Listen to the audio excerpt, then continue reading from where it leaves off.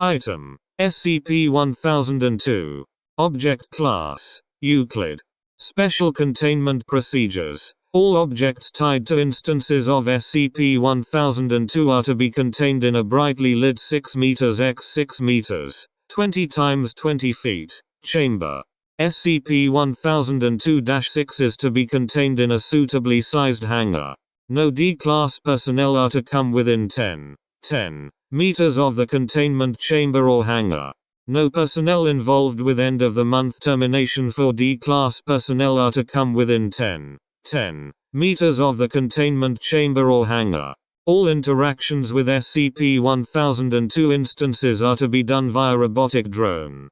SCP-1002's containment chamber is to be guarded by three members of security who have not yet killed in a combat situation. The same will be done with SCP-1002-6's containment hangar. Description: SCP-1002 is an abnormal shadow belonging to a group of six objects currently in Foundation custody.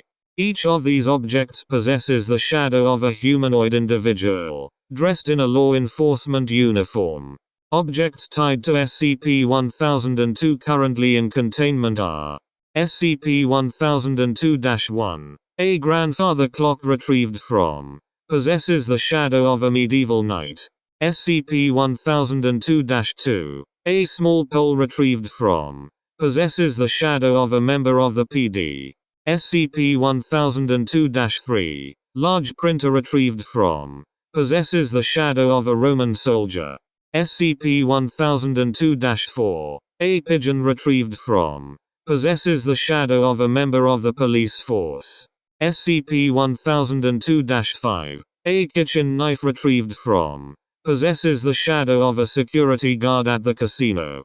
SCP-1002-6. A Boeing 737 retrieved from. Possesses the shadow of a member of a SWAT team. The objects tied to SCP-1002 do not behave in an anomalous manner with the exception of their shadow. SCP-1002 tied to these objects are dormant and stationary until an individual who has committed what is socially considered to be a crime in the last 6 months comes within 10 meters of the object they are tied to. At this point, SCP-1002 instances will become active and manifest as a dark humanoid figure similar in appearance to their dormant stage.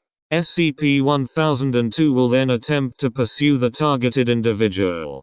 SCP-1002 instances have demonstrated high levels of agility and appear to be able to track their target through walls.